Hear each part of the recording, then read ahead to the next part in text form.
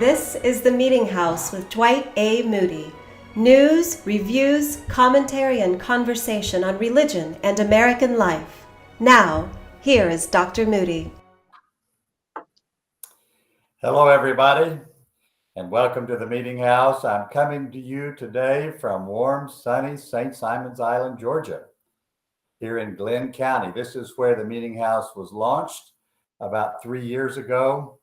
And I'm here today broadcasting out of Brunswick, Georgia, Louisville, Kentucky, and on live streaming on social media, YouTube and Facebook.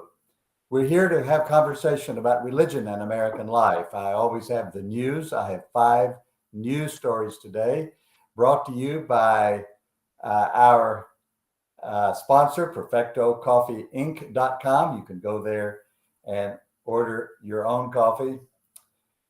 I'm here today to talk about an article that was published this week about the Supreme Court and religious freedom, or broader, just the Supreme Court and religion. It's a fascinating article. It's right down the pike of what I'm interested in and of what has to do with what we're calling Christian nationalism or religious nationalism. I'm going to be talking about the news and this article with my longtime friend, fellow journalist, and columnist for the USA Today newspaper, Tom Krattenmaker. Tom, welcome back to the Meetinghouse.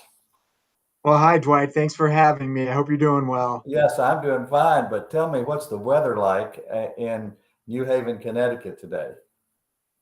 That snow that we got over the weekend, and just in case you didn't hear, Yes. there was a blizzard up in these parts, Yes, all we throughout heard. New England. Lots of snow and freezing temperatures and ice, but today snow's melting. It's gray and 40-something degrees. Good. Well, our engineer, Alex, is in Lexington, Kentucky, and they're getting slammed today, as is much of the country. I'm down here with my brother, who lives across the river from St. Louis, Missouri, where they really got slammed. He was going to go home, and then he decided to go south with me. And he said this morning that his family said there are 13 inches of snow in his front yard. I know he's glad to be here. So, and I'm glad to be here. As soon as the show is over today, we're going to get in the car and drive over the causeway to Jekyll Island. Sometime I will talk more about that. But let's start with the news, Tom. We're going to start in New York City. Vanity Fair, a fashion and cultural magazine, has published a profile on Jerry Falwell Jr. In the article, Falwell denies that he is a religious person. Article writer Gabriel Sherman quotes Falwell saying, quote, "Because of my last name, people think I'm a religious person, but I'm not," Falwell says in the piece. "My goal was to make them realize I am not my dad." Falwell suffered a very public and spectacular fall from grace and power when he was forced to resign as president of Liberty University following a series of scandals. Condé Nast, who publishes the magazine, is a global media company founded in 1909, now owned by Advanced Publications. It's located in the World Trade Center in New York City and attracts 72 million consumers in print, 394 in digital, 454 across all social platforms. That's quite a reach. Tom, do you have that kind of reach with your articles? No, I don't. But that's such an interesting story, Dwight. So if I'm hearing you right, religious disaffiliation manifests even in the family of Jerry Falwell, the founder of the Christian right? Not only in his family, in every single family. I've been keeping track of this. I've never done an article on it. I've never done a program on it. But there are several very prominent Christian leaders whose children have publicly rebelled against all of it. Not all I of can think them. of some too. Yes, we should do a whole show on it. and talk to these people.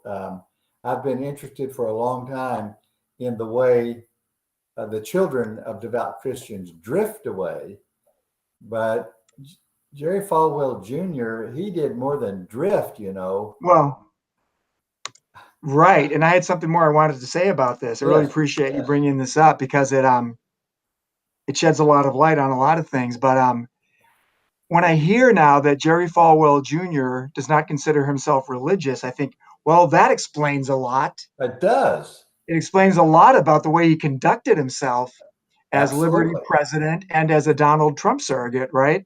Absolutely. I picked up on something that Russell Moore wrote Mhm. about this just in the past couple of days. As he put it, Junior conducted himself more as a Trumpian business and political figure than as a Christian leader. There's no Moore put question it this about this. way. What's that? There's no question about it. But here is what's so interesting about it. He says, because of my last name, people think I'm a religious person. It wasn't just because of his last name. He was the president of an institution, Liberty University, which touts itself as a major Christian institution in America. Regardless of who that person is and what their name is, we assume that they are a Christian scholar, a Christian administrator, a Christian disciple leading a university like that. So it wasn't just his name that led people to think, well, he must be a Christian of some sort. But If he wanted people to really know where he was on the religious spectrum, he could have said something. he could have said something. He didn't have to But make an there's one ass more out of lesson from himself. this. Go ahead. One more lesson from this I wanted to bring up. Yeah. It's another example of what happens to people who go all in on Trump. Yes. And like the degradation that befalls them. You know, of course, that Jerry Falwell Jr.'s devotion to Trump Yes. was at least 100%. Remember when a reporter asked him if Trump could do anything to cause Falwell Jr. to drop his support? And Jerry Falwell Jr. said, no, nothing. And look where he is now. And there's so many other figures who have been so devoted to Trump who are now in very dire straits Very and dire fallen straits. from grace. Part of the answer to that is Trump had already done everything that normally disqualifies a person from the support of Christian people. He'd already done everything, except maybe murder somebody. But I know it's a strange tale about religion and American life. I know you followed it as a writer and as a thinker, as an author. And I have followed it the same way, plus being a preacher and a college administrator. So I have followed all of it. It's a sad, sad tale. And he's coming out. I wonder what he's going to do next. I don't know. I have not heard. He's fighting a lawsuit. Liberty sued him. Yes. He's fighting that, but I don't know what else he's doing. Well, I have personal knowledge of some of the inside story about the series of episodes that led to his fall from grace. Involving the pool boy? Not the pool boy, but involving other people who were involved. And I've been debating myself about whether to do a story on it or even a show on it. And I'm mulling. Of course, it would depend on whether somebody was willing to talk and, be a conversationalist about it. But I'll let you know about that. You're in the discernment process about that. I'm in a discernment process about whether I should say something or write something about it. You're exactly right. Now from Melbourne, Australia. Normally we focus on news in America, but I'm not a big Hillsong fan of their music, of their theology, of their kind of Christianity, but they certainly have had an enormous impact, and that's why I included this story in today's news. Brian Houston, the founding pastor of Hillsong Church in New South Wales, Australia, that's Melbourne, has surrendered all of his ministerial responsibilities in response to his indictment on criminal charges. Houston has been accused by the Australian police of covering up the sexual crimes of his father, Frank Houston, which of course was pedophilia. Hillsong is an influential global network of Christian communities with a strong presence in the United States, including New York City, whose pastor there, you remember, Tom, had to resign because he got involved like Falwell did. Yeah, I do remember that. Yeah, several leaders of Hillsong churches, not just in New York, but elsewhere, have been at the center of sexual scandals. Houston is taking what his daughter calls a sabbatical while he fights the charges against him. He's entered a not guilty plea to the accusation, and we'll see what happens.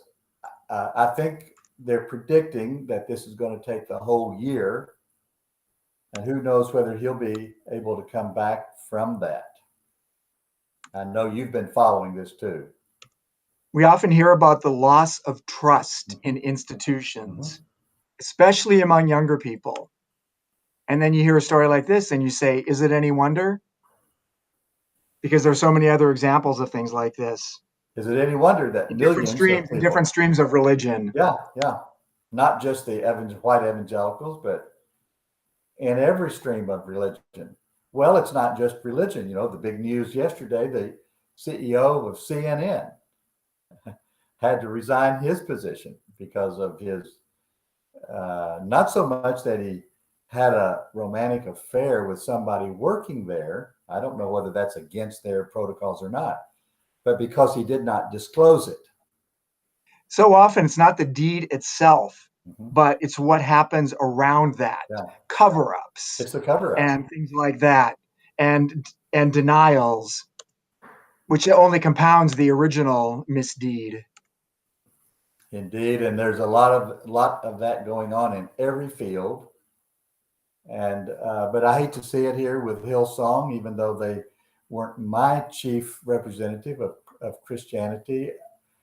I don't like it when religious leaders of any kind are caught in a compromising position and in a way that discredits themselves and their work and the gospel that they preach. So we'll see what happens. Well, a lot of people who have left Christianity or who never joined it, they don't differentiate. If they hear about something at Hillsong, they're not going to say, oh, that's only in this particular branch of Christianity. Right. No, right. They're going to throw out the baby with the bathwater, unfortunately. No. And many smart people will tell you that incidents like these have affected, have accelerated the general religious disaffiliation. You know, a couple of months ago, maybe back in December, I did a story on the decline and the reorganization of the Cincinnati Archdiocese of Roman Catholicism. And my guest, of course, was one of their professors and permanent deacons. And he talked about the impact of the whole sexual scandal in Roman Catholicism on driving the disaffiliation, the disgust, the disappointment that's affecting not only their archdiocese, but all over the country. Well, let's go from New York and Melbourne and Cincinnati down to Atlanta, Georgia. U.S. Senator Raphael Warnock preached the funeral oration for famed Black scholar Henry Mitchell. Warnock is pastor of the Ebenezer Baptist Church in Atlanta, where the funeral service was held. Mitchell was a native of Ohio and rose to become a pivotal figure in Black theological education. He earned degrees from Lincoln University in Pennsylvania, Union Seminary in New York, California State University at Fresno, and Claremont School of Theology in California. Mitchell taught at Colgate-Rochester Divinity School in New York, the Ecumenical Center for Black Church Studies, Virginia Union University, and the Interdenominational Theological Center in Atlanta. He wrote 3 books on preaching, and he and his late wife published their story under the title Together for Good. My Facebook feed was full for the last week of young and old, black preachers, lay people, scholars, professors, eulogizing Dr. Mitchell. I never met him. I never read one of his books. I never heard him speak, but he had a reputation in the black religious community that was unparalleled. That was no one exceeded the reputation he had as being a leader, a teacher. Were you familiar with him, Tom? I wasn't, but your sharing the story reminds me of something that I think is true and important, and it's really worth saying, Okay. especially because now is Black History Month. Of course, what I'm about to say should be said anytime, Right. but I want to say a word about just how great the Black theological tradition has been and the tradition of Black theological education and how important and positive they have been. Not perfectly so, but overall, yes, so important and so positive for the church, for Christianity, for theological education, for theology. Yes. So Henry Mitchell, and there's people like James Cone. Right. We could go on, but On and on. in so many ways, they have been, at least to my eyes and ears, probably some of the best expressions of Christianity, most There's no powerful and there's no beneficial. question this is true. And some people regard them as the salvation of the Mm, church in America. hmm You know, I have reported on and played much of the music of the American Spiritual Ensemble. Last week, I attended their concert in Asheville. And I want to say to you, Tom, you work in public relations at Yale Divinity School, which has one of the premier schools of music in the country. Your people in the School of Music up there will know Everett McCorvey and the American Spiritual Ensemble. He is also the director of the National Chorale in New York City. He is a black man from Montgomery. He lives in Lexington, Kentucky. If you could work with your people to get that group of black, mostly black singers singing this theology from the margins, music from the margins, and how it's impacted American culture, American religious culture. Get them on your campus. I'm telling you, you'd probably get a raise from your president, just between me and you. Thanks for that good input. I think you're probably right about that. You know, Raphael Warnock, who we were talking about preaching this sermon at the funeral, is running for reelection in Georgia. And of course, I'm a Georgia voter. And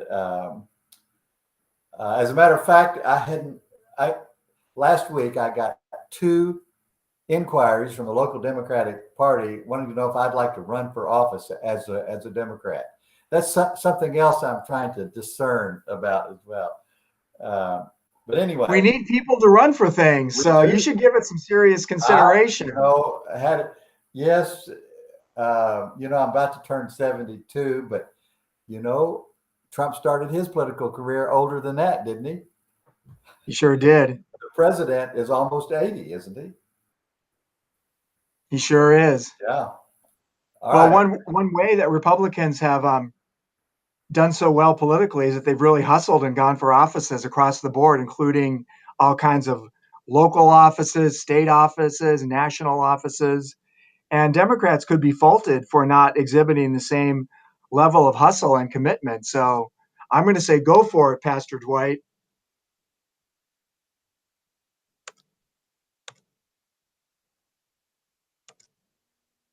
Oh no, it looks like he has frozen on us. That appears to be the case. Oh goodness, how does this keep happening to us, Tom? I know it's at least the second time this has happened. Mm-hmm. So he's probably going to have to reboot his computer. If memory serves, that's what he did last time. You are correct in that. Oh, and there he goes. So hopefully we'll have him back with us in just a second. Would you mind to share? You said earlier that Dr. Moody gave you an idea for a column. Would you want to talk about that for a second? Well, it's going to take away our thunder because I know later in the program we're going to talk about the Supreme Court. Mm.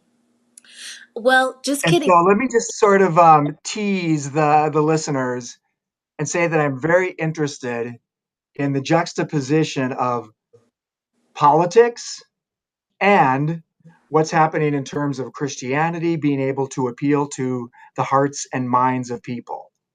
And I'm interested in the idea that winning at one, losing in the other, and which is more important.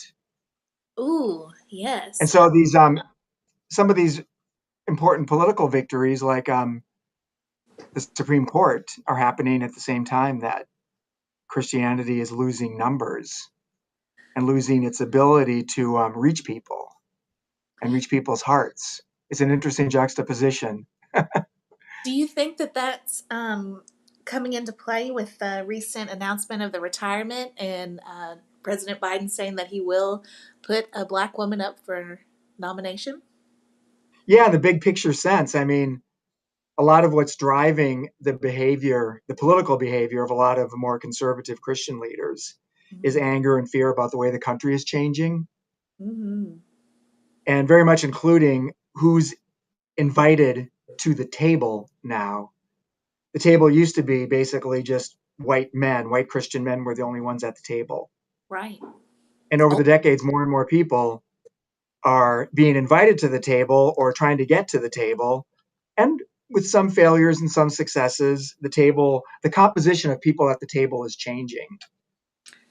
And so if you're worried about this kind of thing, and then you hear that President Biden is going to nominate a black woman for the Supreme Court, then you think, well, here we go again, another example of this kind of frightening, horrible change being pressed upon us. We need to save America. right, right. Oh gosh, just thinking about hearing that term gave me flashbacks to the uh, Trump presidency. But it looks like I we hear have you. Dr. Moody back with us. Can you hear us okay, Dr. Moody? Well, I think I'm back. Yeah. I apologize for that technical difficulties. What, Uh, you were gone? She say and I what? were having a great conversation. Well, she should be a regular host on my show, don't you think? Absolutely.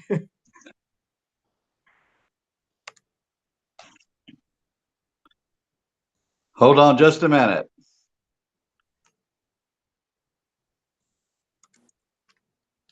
You were just about to talk about Bishop Joseph E. Strickland. Yes. Mhm. Okay.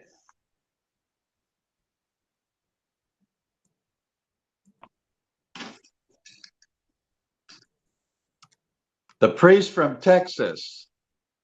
The next news story is from Nashville, Tennessee. It's a good news, bad news day for Southern Baptist. Willie McLaurin was appointed the interim executive director of the executive committee of the convention. He's the first Black person to hold the top spot of any of the SBC institutions or agencies. His job will be complicated, of course, by the resignation of yet another top leader, Jeff Pearson, chief financial officer of the executive committee. He resigned, making him the third of the top three officers to resign since last summer when the executive committee agreed to a no-holds-barred investigation of their handling of the sexual abuse scandal in the Southern Baptist Convention. The executive committee came under fire from messengers to their annual meeting last June. I was there. They are now preparing for their 2022 meeting in June in California. I'm not sure that I'm going out there. But Tom, I know you have been following some on this story as well.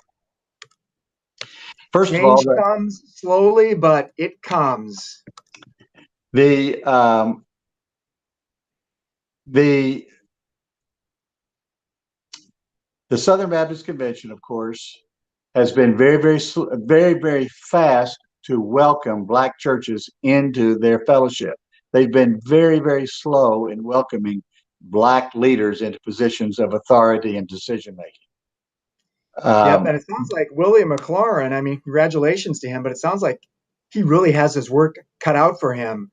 And I say that in terms of the disarray in SBC administration, Yes. which you touched on, and the fact that the denomination has been losing so many people. I notice here that SBC lost 435,000 members in 2020. It's lost 2.3 million members, 14% of its membership nationwide since its peak in 2006. So as I say, he has his work cut out for him. He has his work cut out for him. And the Southern Baptist Convention over the last couple of years, of course, has been racked not only by this social, but by the sexual abuse scandal, Sure. where they were not disciplining or even dealing with their ministers in churches who were abusing women. But they've also been racked by the Black Lives Matter thing. And of course, there's a substantial Trumpian element in all of this. You and I have talked about this before. And it's a sad case. I think the Southern Baptist Convention is in real trouble, more so than what their members think, Really? and more so than what the average pew person realizes. There's just all kinds of trouble at the very core of their structure. But, you know, this electing this man, we'll see if he can stick it out and exercise any kind of leadership, whether he's black or white. They need some kind of leadership, don't they? Yes, they do. Yes, they do. Now from Texas, let's go to Texas, our last story of the day. Bishop Joseph E. Strickland of the Diocese of Tyler, Texas, has entered the news cycle, we might say, by publicly siding with a priest in Chicago who had been rebuked by his archbishop. The priest was an advocate of the Old Latin Mass, and the use of the Old Latin Mass has become the calling card for the conservative wing of the Catholic Church, especially that part of the church that's pushing back against Pope Francis. And Strickland, the bishop down in Texas, got involved. He's come to the defense of priests in New England and priests around the country, representing those who think the church under the church in general, since Vatican II, and the church under Francis in particular, has become much too politically liberal, much too socially liberal, and not nearly Catholic enough. It's almost the flip side of what's happening in some other denominations. And I know, Tom, you have been following this as well. There's a substantial there's a substantial Catholic population in New England and New Haven and other places. What's your take on this? You know what, Dwight? It was my turn to freeze. And so Yes. I was out of it for about 45 seconds there. I just came in. You were asking what I think of the situation with Bishop Strickland. Right. Well, my take on it, and from what I've been able to learn reading up on it a little bit since you told me we were going to talk about it, is that his move is quite a big deal. It's being portrayed as unprecedented and breaking new ground in terms of challenging the Pope and challenging one of his brother prelates. So it seems to me like the Catholic hierarchy is like this country in that there are a lot of sharp political divisions. There's fierce battling for the upper hand, and seemingly, and this disturbs me, more escalation and higher stakes every day. It's upsetting. Yes, and I feel very, very certain that Trump has a foot in this battle as well. Really? How so? Yes. Well, the conservative Christian movement in the United States is not just evangelical. It includes Pentecostal, it includes Orthodox, it includes Catholic, and there's a very conservative political and social element to all of these traditions in the United States. And so that the percentage of Catholics who vote for Trump is almost as high as the percentage of non-Catholic Christians voting for Trump. and being a part of that kind of vision of what it means to be both American and Christian in the United States. Yeah, and this Trumpism that we see isn't just the substance of policy or politics, it's a style, it's a combativeness, it's a willingness to go next level in terms of how harsh you might be, unfettered in your attacks on others, and how bold you're going to be in expressing your own view. Yes, So it is. You can hear that echo in the story about Bishop Strickland. this is very true. Well, these are all interesting stories. This is the news from the Meeting House today, brought to you by Perfecto Coffee. You can order your coffee, perfectocoffeeinc.com. These were former students of mine at Georgetown College, now working out in California.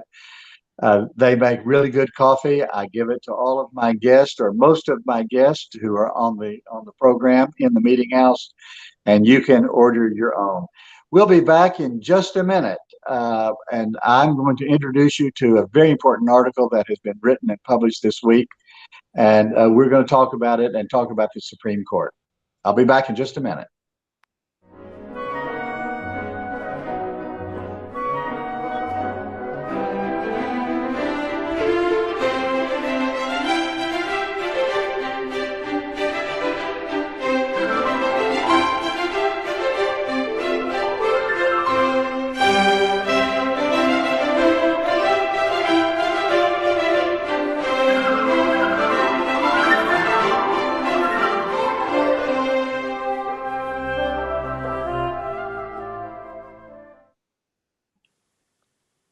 Welcome back to the Meeting House, where we have conversation on religion and American life.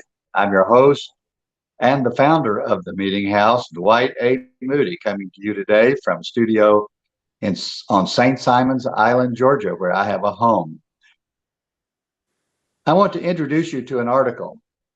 I've linked this article to my newsletter this week, and if you are not a subscriber to the newsletter, I encourage you to go to the website at themeetinghouse.net, where all these podcasts and articles and commentaries and news summaries are there posted on the website. This is an article published by Vox Media, which is a wide-ranging news and information site headquartered in Washington, D.C. This particular article was written by their writer who specializes in the Supreme Court.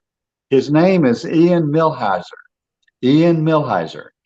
And the name of the article, the title of the article, you see it there on the screen.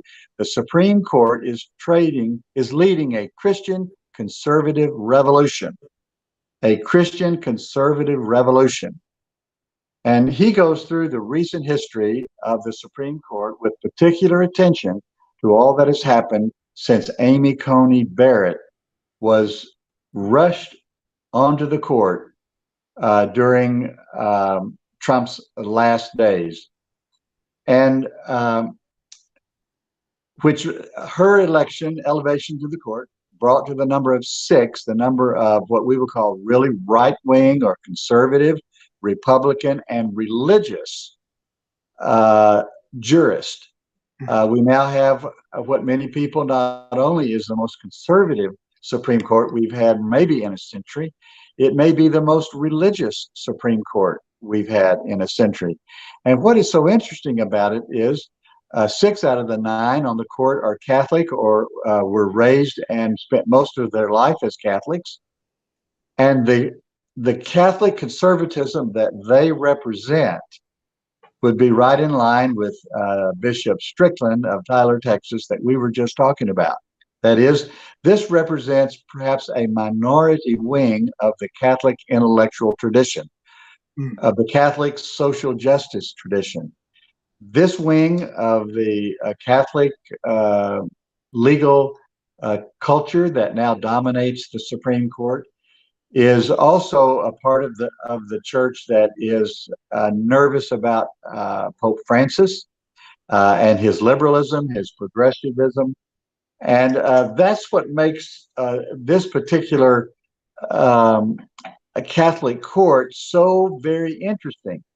It represents a part of the American legal culture and the American religious culture, but it does not represent the majority of the Catholics, even though 6 of the 9 people on the court, including 5 of the 6 conservatives, are Roman Catholic.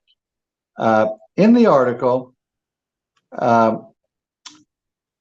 Ian talks about the dramatic increase in the number of religious liberty cases that have been brought before the court in the 2 years since Amy Coney Barrett has been on the court. And some of this is because of the pandemic, but in almost every case, Ian draws these general summaries. Number 1, they're taking far more cases on religious liberty. Number 2, they are siding almost always with conservative Christian plaintiffs before the court. Third, they are not granting the same sort of hearing and success to religious groups that are not part of this conservative constituency. And he points out in his article that the court is hearing gladly and warmly and successfully those people who are part of the voting constituency of the Republican Party. And they are acting consistent with the many people who think that religion has been granted a raw deal, so to speak. That is, the conservative Christian movement in America, Protestant and Catholic, is full of grievance. They have all these grievances about how their ideas, their practices, their values, their traditions have been abused by the Supreme Court over the last 70 years. And finally, their voice is being heard at the very highest levels of the court. He goes through many of the court cases by name, beginning really with the Hobby Lobby case, in which a single man at the top of a large corporation was able to evade federal law about providing health care for his employees simply because one part of it violated his deeply held religious convictions. Sure. Tom, you've been following a lot of this. You've read this article. What's on your mind about it?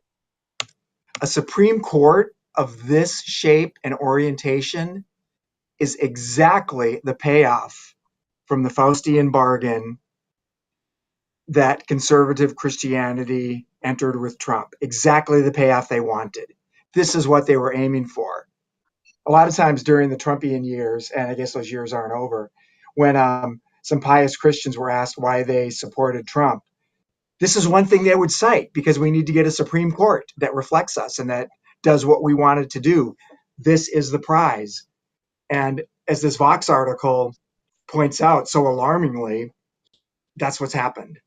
But I also want to put this in a different light, put it in a larger perspective, Dwight.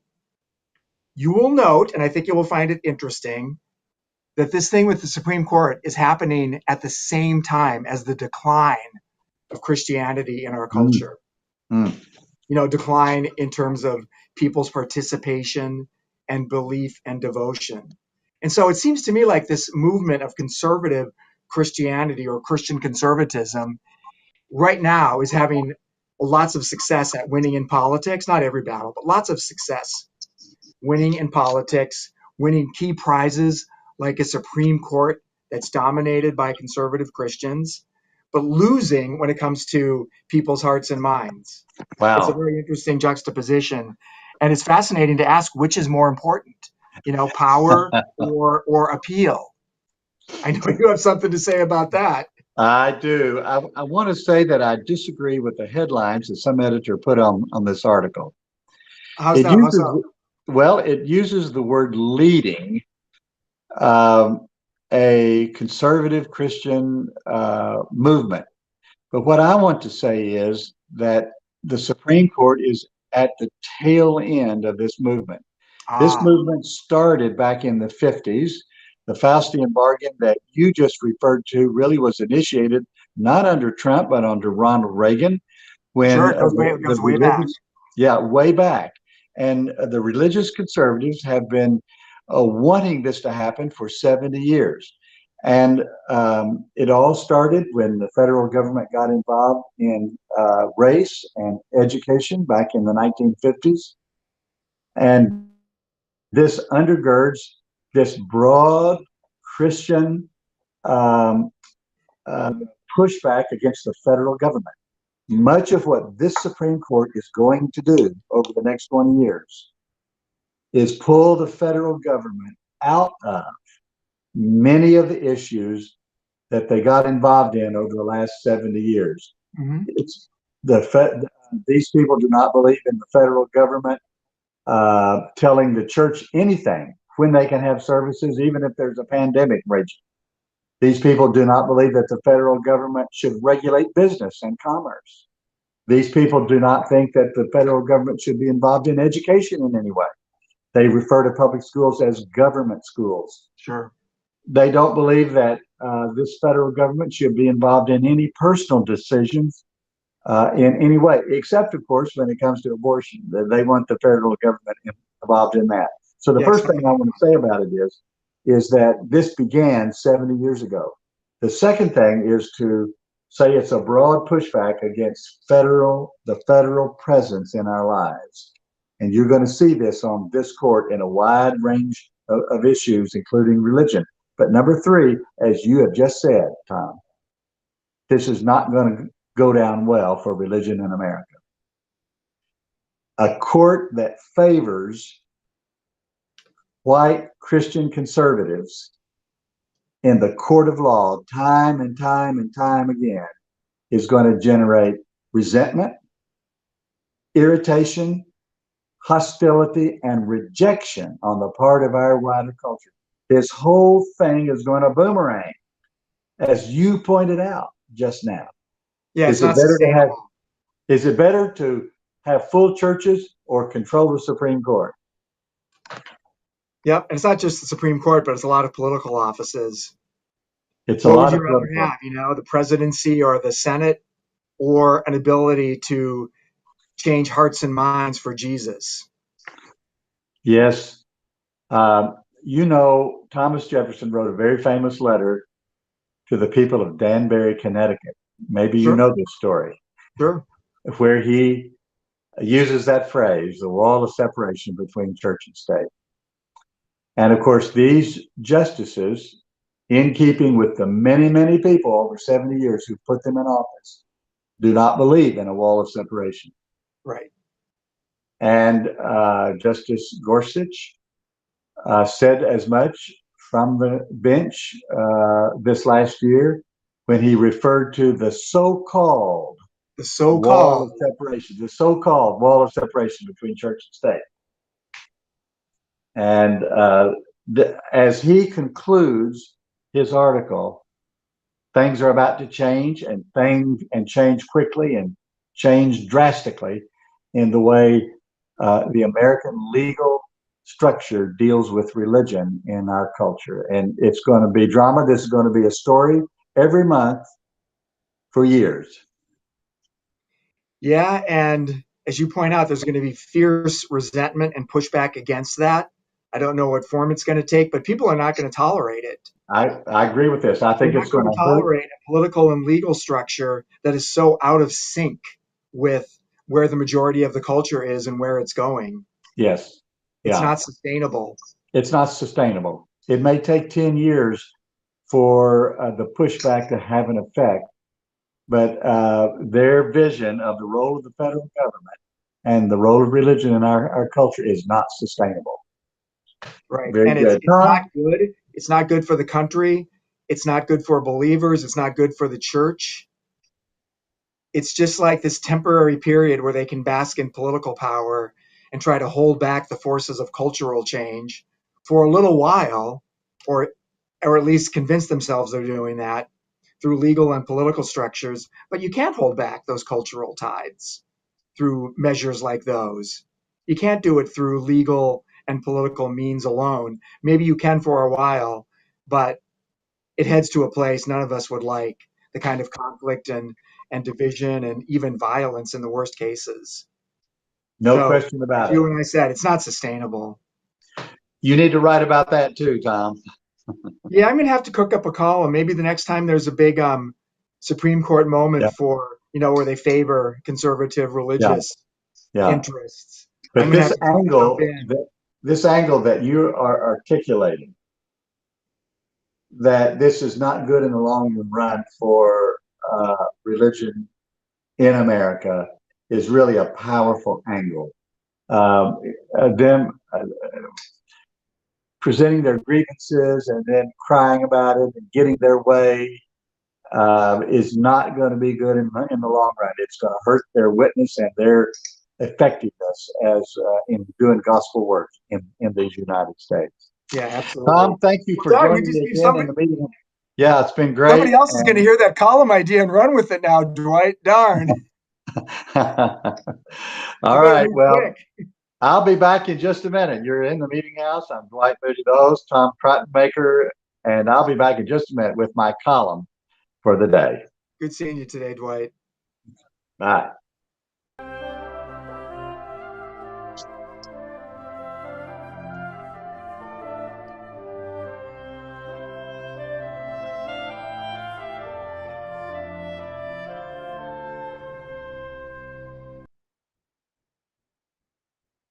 You were in the meeting house where we have a conversation on religion and American life. My guest today has been Tom Krattenmaker of New Haven, Connecticut.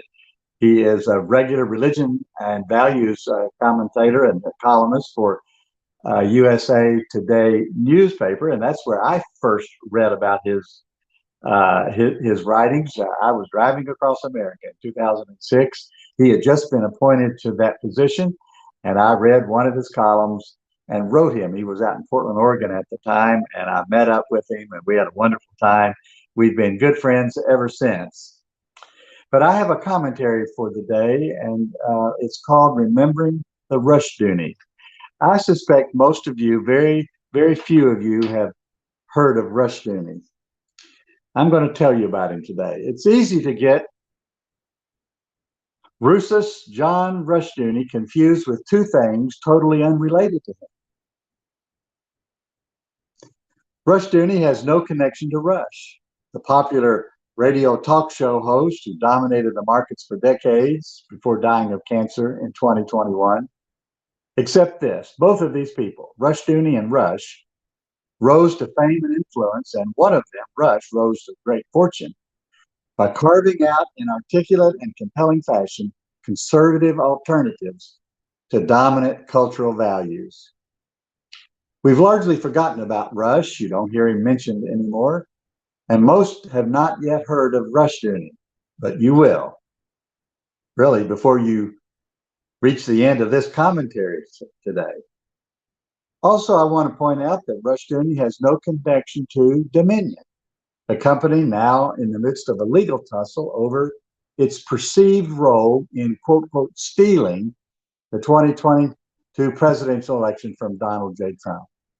Quote, with a strong history of innovation, collaboration, high caliber engineering, and continuous research and development, Dominion's technological offerings are unparalleled, end quote. That's from their website. But none of that has anything to do with the way Rushdoony used that very same word, dominion. He took it from the biblical book of Genesis, and I quote from the gender-neutral language, quote, God created human beings in God's own image. In the image of God, God created them, male and female, God created them. Then God blessed them and said, be fruitful, multiply, fill the earth, and have dominion over it.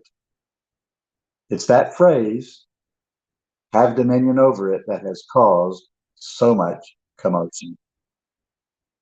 Rushdoony took that to mean believers, and of course, a certain kind of believer, his kind of believer, are to have dominion over everything, not just the fish of the sea, the birds in the sky, the animals that scurry along the ground, to quote the Bible again, but everything, especially things unrelated to fish, the birds, the animals that scurry along the ground. Rushdoony laid out an interpretation of Holy Scripture that has been embraced by a widening host of preachers, pastors, and people in the pews of some American churches. He wrote it all down, of course, in a series of books, the chief of which is a 3-volume set entitled Institutes of Biblical Law, published 1973. I've not read these books. I don't know anybody who has. But we're all at the mercy of the tsunami of silliness that is even now overwhelming people normally of sound body and mind. The institutes describe how and why Christian people are called to seize control, that is, to have dominion, and the leadership of all aspects of American society. His followers categorized this command into 7 areas: religion, family, education, government, arts, media, and commerce. These 7 are known as the 7 mountains of cultural influence. The 7 mountains of cultural influence. Even as I speak, loyal followers of this novel approach to social influence are scheming to take over some organization near you, perhaps a congregation, or a school board, or a state legislature, even the White House. Rushdoony is no longer around. He died in 2001, 87 years after he was born to Armenian immigrants who barely escaped the massacre of their own people in Turkey. His father organized the Armenian Martyrs Presbyterian Church in California. His other son, Mark, described things this way, quote, "My father grew up with very keen awareness that the Armenian people had been massacred, their culture extinguished, their history rewritten because they were Christians in a non-Christian culture," end quote. Mark's brother, the aforementioned Rusas John Rushdoony, also grew up under the influence, that very same influence. But he found a way to envision a future for conservative Protestants, even evangelical American Christians, to push back against what they saw and still see as the gradual extinguishing of their once bright light in America. It is called dominionism. Take charge, they say, of everything. It is highly likely that you have scant awareness of this takeover effort, at least under that nomenclature. It's impacted greatly other elements of conservative culture in these United States, such as the homeschooling movement, which they postures over against what they call the government schools, and the large family movement, also known as quiverful, taken from Psalm 127. But those two lead us into a much larger story. One-time presidential advisor and longtime cultural warrior Howard Phillips, who died in 2013, once described Rushdoony as, quote, "the most influential man of the 21st century," and asserted further that the whole Christian conservative political movement has its genesis in him. Not in Rush, the radio host, but Rush, the author, philosopher, theologian, who died in 2001. Rusas John Rushdoony. Don't get him confused with other things and other names, but don't ignore him. And don't ignore those who, unlike me, have read him and now embrace his call to, quote, "have dominion over all things," including some club, some court, some country near and dear to you. Pay attention. It's part of the Christian nationalist movement of which I've been speaking and writing. I'm Dwight Moody in the Meetinghouse, That's my commentary for the day. I'll be back in just a minute with a few concluding thoughts.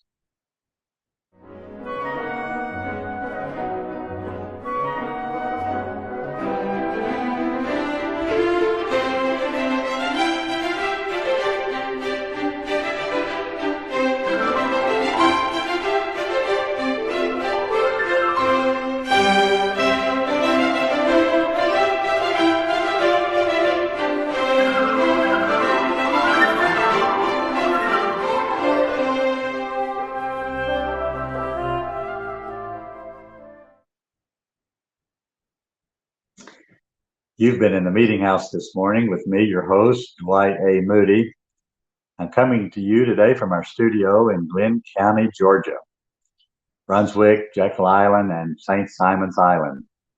As soon as this program is over, in just a minute, I'm going to get in my car and head across the causeway to Jekyll Island, show my brother around. I encourage you to come down, get out of that snow and cold and wind and ice, and come on down to Georgia where it's sunny today. Tomorrow it's supposed to be 80 degrees. It's nice weather. Thank you for your interest in the Meetinghouse. I encourage you to go to our website at themeetinghouse.net. You'll find this up as a podcast within 24 hours, along with all the other podcasts. You'll find many commentaries, including the one that I just read for you today about Rushdoony. There are many other book reviews, and of course, all the news summaries are there as well. Plus, I have a special page with links to all of the important religion news sites in America. These are sites that I visit frequently as I put together the program, and I encourage you to go to these sites. And they include sites for Muslim, Jewish, Christian, liberal Christian, Catholic, Protestants, secular, all sorts of news sites where you can learn about what's going on in religion in America. You might want to visit our support page. I need your support. As you can tell by today, I need some new equipment.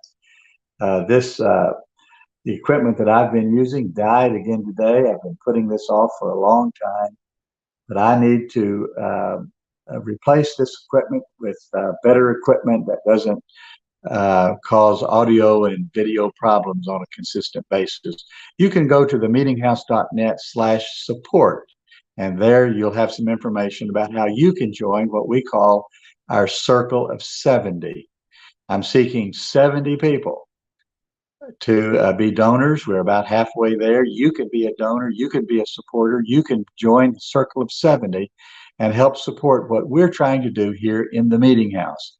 That is, be a voice of progressive, open, curious, interesting, religious culture in America. I'm Dwight Moody.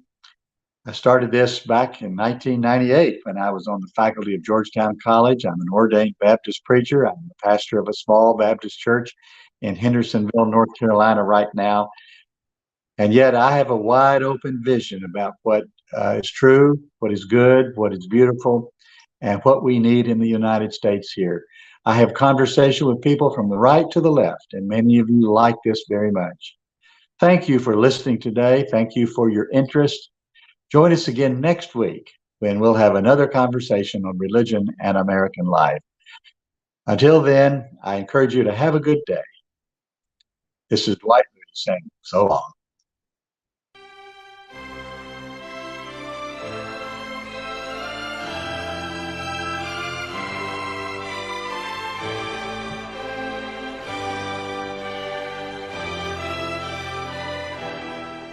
You have been in the Meetinghouse with host Dwight A. Moody. Thank you for watching or listening today. Visit our website at themeetinghouse.net for more news,